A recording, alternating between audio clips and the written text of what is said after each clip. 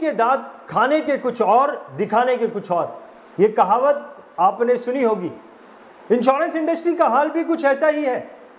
आपने सुना होगा कि लोग कहते हैं इंश्योरेंस इंडस्ट्री में 15 लाख से भी ज़्यादा इंश्योरेंस एजेंट है, 20 लाख से भी ज़्यादा इंश्योरेंस एजेंट है।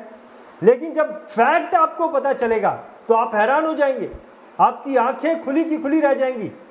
दोस्तों, मेरा नाम रंजीत सिंह है और आज के हमारे इस प्रोग्राम का नाम है हकीकत कुछ और। अगर आप एक इंश्योरेंस एजेंट हैं या फिर डेवलपमेंट ऑफिसर हैं तो आपको अभी भी इंश्योरेंस इंडस्ट्री के कुछ फैक्ट्स के बारे में जानकारी होना बहुत जरूरी है। लेकिन जब हम जानकारी की बात करते हैं तो जानकारी हमें किसी प्रोफेशनल से मिलनी चाहिए। तो चलिए मुद्दे पर आता हूं और अब मैं आपको मिलाने वाला हूं इंश्योरेंस इंडस्ट्री के महागुरु मिस्टर लाजरस डायस जी से। लाजरस जी, आपका बहुत बहुत स्वागत है। Thank you very much. Lazarus ji, वैसे तो इंश्योरेंस इंडस्ट्री में ऐसा कोई होगा नहीं जो आपको जानता नहीं है, ज़्यादातर लोग आपको जानते हैं। लेकिन फिर भी लाजरस जी, आपको क्या ऐसा लगता है कि कौन सी आपकी ऐसी बात है जो शायद लोगों को नहीं पता होगी और आप बताना चाहते हैं? राइट, मेरा जो सर्टिफाइड लाइफ कोच करके जो मैंने यूएसए से सर्टिफिकेशन लिए है, master and spirit coach and life coach, वो शायद उसके बारे में काफ़ी कम लोग जानते हैं। बट वो एक बहुत ही कोचिंग के रिलेटेड, क्योंकि मुझे कोचिंग करना है, ट्रेनिंग करना है, तो वो कोचिंग का जो सर्टिफिकेट है ये बहुत ही महा सर्टिफिकेट, बहुत बड़ा सर्टिफिकेट माना जाता है। अच्छा। शायद उसके बारे में थोड़े लोगों को नहीं पता रहेगा। और अभी मुझे हाल ही में पता चला लाजरस जी, आपको एक मैन ऑफ द एक्सीलेंस ऐसा कोई अवार्ड मिला है। यस। उसके बारे में कुछ बताइए, क्या है आपको, मतलब किस चीज़ की वजह से मिला ये? नहीं, ये इंडियन अचीवर्स ऑर्गेनाइजेशन करके है, जो अलग अलग जो मतलब सेगमेंट्स है, ऐसे 50 सेगमेंट में से अलग अलग लोगों को वो चुनती है एवरी ईयर, जिन्होंने सोशल कॉज में, मतलब दूसरों के लाइफ में कुछ ऐसा इंटरेस्टिंग जो अगर डेवलप, मतलब कुछ इंटरेस्टिंग अगर किया है ग्रोथ के रिलेटेड या कुछ भी, मतलब जो अच्छी बात सोशली जो है वो जब किया है, तो वैसे 50 लोगों को वो सिलेक्ट करते हैं। हर कैटेगरी में 2-3 हज़ार लोगों का मतलब नॉमिनेशन होता है और उसमें से फिर फाइनल वो लोग 50 को सिलेक्ट करते हैं, हर कैटेगरी से एक को। तो वो Indian achievers award, man of excellence करके वो अवार्ड मुझे अभी नवाजा गया है। और इंडियन अचीवर्स ऑर्गेनाइजेशन, तो उन्होंने एक मैगजीन प्रिंट की है, वो मैगजीन में सब लोगों का, मतलब उसमें एलन मस्क से लेके इंटरनेशनल जो 5-6 लोगों का भी वर्णन किया है। और उसके अलावा जो पद्म भूषण, पद्म विभूषण, और उसके बाद 61 पेज पे उसमें मेरा आर्टिकल भी है कि एक्चुअली वो किस वजह से मुझे दिया गया है। तो उन्होंने मतलब उसमें क्लियरली ये लिखा हुआ है कि that is the reason why. So और मुझे लगता है कि मैं सब बाकी जो लोग थे उसमें से ऑथर बहुत कम थे, और मेरा जो है उसमें 4 पुस्तकें लिखी हैं, इस वजह से मेरा नाम ऊपर आया, ऐसा मुझे समझ में आया है। So that was one. So it was very good, surprise था, मुझे लगा नहीं था, but it was very interesting. Super, बहुत बहुत बधाई लाजरस जी आपको। Thank you. Insurance advisor, development officer, advisors की दुनिया बहुत छोटी है और हमारी इस दुनिया में लाजरस जी आप ही एलन मस्क है। ग्रेट। सो लाजरस जी, कुछ फैक्ट्स पे आपने स्टडी की है, बहुत गहरी स्टडी की है आपने इंश्योरेंस इंडस्ट्री पर। तो ऐसा कहते हैं लोग कि इंश्योरेंस इंडस्ट्री में 15 लाख 20 लाख से ज़्यादा इंश्योरेंस एडवाइज़र काम कर रहे हैं, लेकिन कंपटीशन तो उतनी नज़र नहीं आती है। आपके हिसाब से अगर 2021 चल रहा है, कुछ 10 साल पीछे जाए, तो उस वक्त कितने इंश्योरेंस एजेंट काम करते थे? या तो उस वक्त अगर देखेंगे ना, तो मतलब प्राइवेट इंश्योरेंस के 15 लाख एजेंट थे और LIC के करीबन 14 लाख एजेंट थे, मतलब total around 30 lakh agent 30 lakh agent थे, तभी काम करते। तो अगर मैंने 15-20 लाख बोला तो वो भी कम है। 15-20 लाख। 15-20 लाख आपने जो बोला, आपने अभी का बताया है। अभी जो है प्राइवेट इंश्योरेंस का 10 लाख है और LIC का 11.5 लाख है। अच्छा। तो टोटल 21.5 लाख, मतलब 21 लाख के आसपास अभी है। उस समय 30 लाख थे 10 साल पहले। तो आपका बोलने का मतलब ये है कि करीबन 8-9 लाख इंश्योरेंस एजेंट कम हो गए। 75 लाख एजेंट्स टर्मिनेट हुए इस पीरियड के दौरान। ये कैलकुलेशन लाजरस जी कुछ समझ में नहीं आया कि 29 लाख एजेंट थे, 21 लाख एजेंट बचे, तो टेक्निकली 8 लाख निकले। आपने 75 लाख कैसे निकाल दी, उसके बारे में बताइए। राइट, क्योंकि क्या है ना रंजीत, आप उसमें एक चीज़ भूल रहे हो कि एजेंट सिर्फ बाहर नहीं जाते हैं, एजेंट अंदर भी आते हैं, मतलब नए लोगों को हम रिक्रूट भी करते हैं। राइट, तो इंडस्ट्री में जो है 70 एग्जैक्ट अगर फिगर बोलूं तो 72 लाख एजेंट टर्मिनेट हुए। 72 लाख। उसमें से आपको लग रहा है डिफरेंस सिर्फ 8 लाख है, बट वो 8 लाख डिफरेंस इसलिए है क्योंकि 72 लाख जो है वो टर्मिनेट हो गए और उसके सामने शायद 66 लाख या 65 लाख रिक्रूट हो गए। इस वजह से वो गैप जो है वो 8 लाख का आता है। बट जनरली इसमें नेट एडिशन का कॉन्सेप्ट है इंश्योरेंस इंडस्ट्री में, जिसको ये कहते हैं कि भले आपका एजेंट तो टर्मिनेट होने वाला है, बट ये बहुत ही मतलब अलग किस्म का टर्मिनेशन है। नॉर्मल जो इंडस्ट्री में टर्मिनेशन है 20-25% टर्मिनेशन होता है, बट यहाँ 60% टर्मिनेट हमारे एजेंसी 60% एजेंट हर साल टर्मिनेट होते हैं ना, ये बहुत बड़ी मतलब चीज़ है। बट इसका क्या है, नेट एडिशन का मतलब है कि आपका नेट एडिशन ऑलवेज पॉजिटिव होना चाहिए, देन इट्स ऑल राइट। कि मतलब जितने लोग जा रहे हैं ना उससे थोड़ा ज़्यादा लोग अंदर आना चाहिए, वो अगर है तो देन आपका क्या रहेगा, फिर आपका जो बैलेंस है एजेंट्स ऑन रोल, जिसको हम बोलते हैं ना एजेंट्स ऑन रोल, वो बैलेंस जो है वो बरकरार रहेगा, कंटिन्यू रहेगा। बट क्योंकि ज़्यादा लोग बाहर जा रहे हैं और कम लोग अंदर आ रहे हैं, इसके लिए वो डिफरेंस 8 लाख का है। तो मतलब LIC में करीबन 5, प्राइवेट इंश्योरेंस में करीबन 5 लाख का नेट एडिशन माइनस है, और LIC में करीबन 2 लाख का नेट एडिशन माइनस है, जो इंडस्ट्री के लिए थोड़ी सी शॉकिंग बात है। मतलब ये समझना चाहिए और इसके बारे में कुछ करना चाहिए, ऐसा मुझे लगता है। आपने बताया कि प्राइवेट में ज़्यादा जो है लोग बाहर निकल रहे हैं, जितने लोग आ रहे हैं वो ज़्यादा निकल रहे हैं, LIC में वो कम निकल रहे हैं, आपने बोला। तो उसका भी वजह है, उसका क्या वजह है वो बताइए। तो उसका वजह ये है कि अगर मैं आपको, मेरा जो जितना एक्सपीरियंस है, मैं काफ़ी सारे प्राइवेट कंपनीज के साथ भी काम किया हूँ, और प्राइवेट कंपनीज के साथ भी उतने ही मैनेजर से मैंने इंटरेक्ट किया है जितने डेवलपमेंट ऑफिसर से। तो प्राइवेट इंश्योरेंस में सबसे बड़ी दिक्कत जो है, और ऑलवेज ये मैं रिकॉर्ड पे मैं बोलता हूँ, लोग सोचते हैं कि मैं LIC की थोड़ी सी प्रशंसा करता हूँ DOs की, बट वैसे नहीं है। एक्चुअल रियलिटी है कि जो DO का एक अपने बिजनेस को और जो DO का अपने एजेंट को जो कमिटमेंट है, वो कमिटमेंट आप प्राइवेट कंपनीज में नहीं देखेंगे।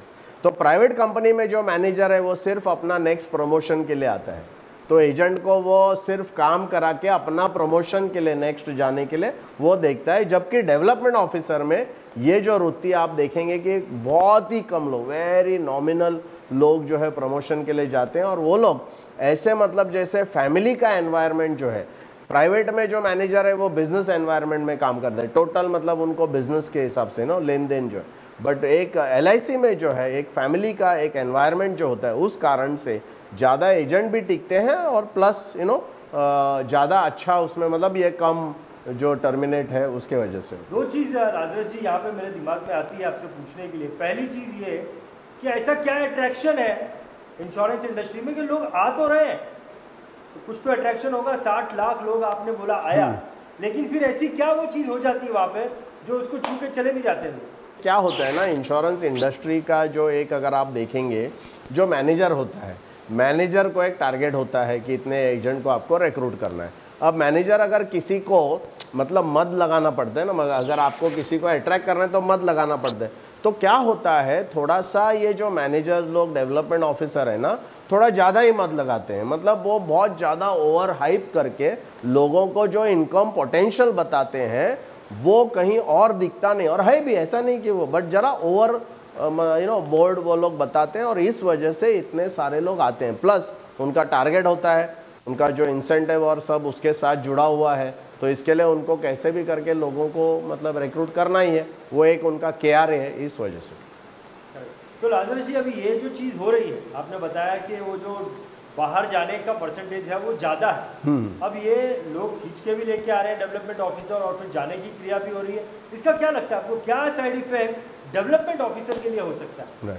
तो इसका साइड इफेक्ट जो है ना, मतलब किसी साइंटिफिक रिसर्च में ऐसे बताया गया है कि अगर आपसे कोई खुश रहेगा, या कोई इंडस्ट्री से अगर कोई इंसान खुश रहेगा, तो जाके 4 या 5 लोगों से बात करेगा कि मैं इससे खुश हुआ, या अच्छी एक्सपीरियंस अगर हो गए। जैसे आपने अच्छा पिक्चर देखा तो आप 4-5 लोगों को जाके बताएंगे। बट अगर कोई भी चीज़ गलत होती है या नेगेटिव होती है ना, तो आप देखेंगे लोग, कहा जाता है कि ऑलमोस्ट 250 लोगों को बताते हैं।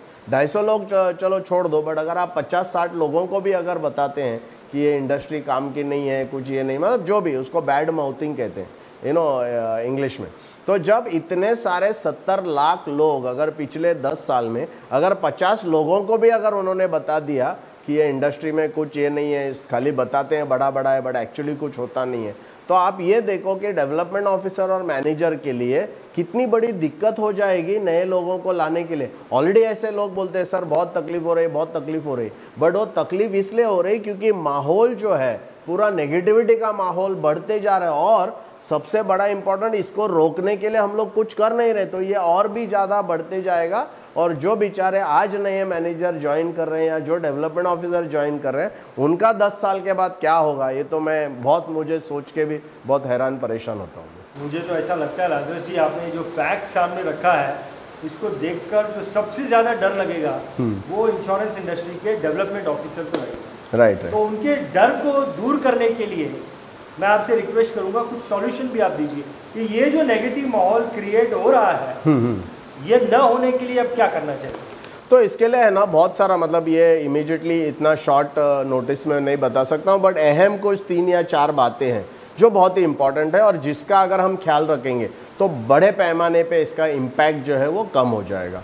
तो सबसे पहले इंपॉर्टेंट चीज़ क्या है ना, आपको जो एजेंट को आप रिक्रूट कर रहे हैं ना इंडस्ट्री में, तो उसको कमीशन के लिए ना करते हुए आप मिशन के लिए अगर उसको रिक्रूट करेंगे। जैसे हमारी जो सेना है, सेना को देश कोई मिशन का क्या है, भारत माता क्या चीज़ है, कुछ भी नहीं है, जस्ट एक स्टोरी है, बट वो स्टोरी इतनी पावरफुली उनको बताई जाती है कि वो जाके सीने में गोली लेने के लिए तैयार हो जाते हैं।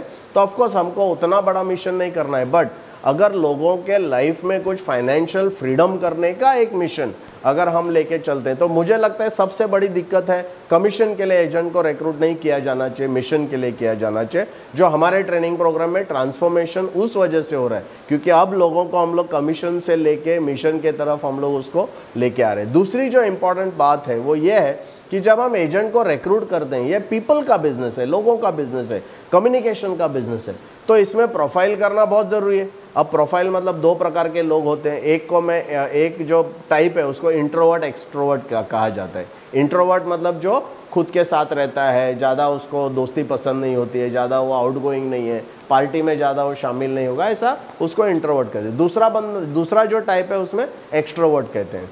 तो इंसान आइदर इंट्रोवर्ट या एक्सट्रोवर्ट हो सकता है। एक्सट्रोवर्ट मतलब वो आउटगोइंग रहेगा, बाहर जाएगा, लोगों से मिलेगा। और दूसरा जो टाइप है उसको people oriented and task oriented कहते हैं। पीपल ओरिएंटेड मतलब वो बंदा है जो जाके लोगों से बात करेगा, लोगों के साथ इंटरेक्ट करेगा, कम्युनिकेशन करेगा, इमोशनली बॉन्डिंग करेगा। और जो टास्क ओरिएंटेड है उसको ये सब चीज़ पसंद नहीं है, वो एक जगह पे बैठ के अपना कंप्यूटर या किधर बैठ के अकेला वो काम करना चाहेगा। वो टास्क में मास्टर है।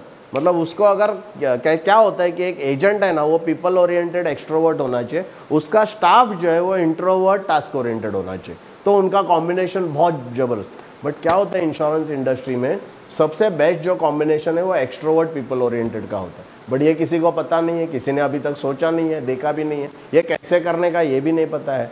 तो अगर आप इंट्रोवर्ट टास्क ओरिएंटेड को अगर एजेंट बनाएंगे तो गारंटी है कि वो जैसा पैदा हुआ उसका वहीं मरना श्योर है। क्यों? क्योंकि उसका डीएनए में ये लिखा ही हुआ नहीं। तो एक इम्पॉर्टेंट बात, अगर एक चीज़ के ऊपर अगर हम लोग ध्यान देते हैं कि ये एक्सट्रोवर्ट, इंट्रोवर्ट और पीपल ओरिएंटेड, टास्क ओरिएंटेड के ऊपर अगर हम ध्यान देंगे तो आप देखेंगे बहुत बड़े लेवल पे ये प्रॉब्लम सॉल्व हो जाएगा। उसके लिए बहुत सारे टूल्स है, जैसे ग्राफोलॉजी, एक हैंडराइटिंग एनालिसिस से हम लोग फाइंड आउट कर सकते हैं, जो मेरे प्रोग्राम्स में जनरली जो भी डेवलपमेंट ऑफिसर्स है उनको मैं बताता हूँ कैसे करना। बट प्रोफाइलिंग जो है ये मुझे लगता है सबसे जो कोर रूट कॉज है वो ये कॉज है। क्यों? क्योंकि हम गधे को घोड़ा नहीं बना सकते। सवाल है, आप उसको जो भी ट्रेनिंग करो, कुछ भी करो, कुछ होगा नहीं ना। तो इसके लिए बहुत इंपॉर्टेंट है वो सिलेक्शन होना चाहिए। थर्ड जो इंपॉर्टेंट बात है, हम लोग क्या करते हैं ना, रिजेक्शन के बारे में बताते हैं। इंश्योरेंस इंडस्ट्री रिजेक्शन का इंडस्ट्री है और कुछ नहीं है। मतलब मेन इसमें अगर किसी को कुछ पता होना चाहिए वो ये पता होना चाहिए तो रिजेक्शन का इंडस्ट्री है। किसको बताया जाता है? लोग डरते हैं ये बताने के लिए ताकि एजेंट डर के भाग जाएगा। बट दोस्तों, मतलब मैं ये बोलता हूँ कि ये एक चीज़ अगर आप बताएंगे कि ये रिजेक्शन की बिजनेस है, मतलब आपको कहीं लोगों से मिलना पड़ता है तभी आपको पॉलिसी मिलेगी। शुरुआत में शायद आपको 50, 60, 70 लोगों से रिस्पॉन्स नहीं मिलेगा। ऐसा अगर मैं स्टार्ट में एजेंट को बोलूँगा तो उसका जो है उसके माइंड में वो बात आएगी, बट रंजीत आज क्या हो रहा है, लोगों को हम बड़ा पिक्चर बना रहे हैं, भरत पारेख का इतना करोड़ है, इसका इतना करोड़, लोग इतना बड़ा मतलब मोटिवेशन लेके आते हैं, बट जो एक्चुअली जब मार्केट में जाते तो उसकी ऐसी पिटाई होती है, ऐसी पिटाई होती है। तो आप सोचो ना फिर वो रिजेक्ट होगा कि नहीं होगा। उसको ये पता ही नहीं कि रिजेक्शन होता है, तो वो क्या करता है कि वो तो एक जो मिस कम्युनिकेशन जो है, ये एक कम्युनिकेशन अगर हम करेंगे, प्रोफाइलिंग अगर करेंगे, और एजेंट को एक मिशन के लिए अगर हम रिक्रूट करेंगे कि ये बिजनेस नहीं है, ये पैसा कमाना नहीं है, जस्ट पॉलिसी बेचना नहीं है, हम लोगों का फाइनेंशियल फ्रीडम जो है, फैमिलीज का फाइनेंशियल फ्रीडम, फैमिली का फ्यूचर हम बना रहे, ये अगर 3 बातें भी करें, और भी बहुत है, बट ये 3 बातें अगर करें तो मुझे लगता है 80% प्रॉब्लम सॉल्व हो जाएगी। परफेक्ट परफेक्ट लाजरस जी, वाकई में आपकी बातें सुनकर ये लगा कि हकीकत कुछ और है। नहीं तो हम तो किसी और ही एरा में जी रहे थे। एक डेवलपमेंट ऑफिसर कुछ और ही सोच लेके काम कर रहा था, एक इंश्योरेंस एजेंट कुछ और ही सोच लेके काम कर रहा था।